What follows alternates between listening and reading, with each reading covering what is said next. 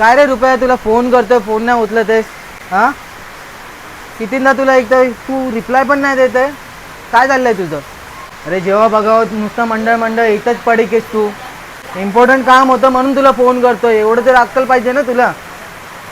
अच्छा ठीक आहे.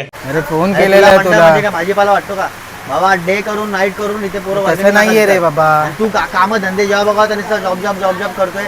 तुला काय 1 करोड रुपये पगार आहे का भावा?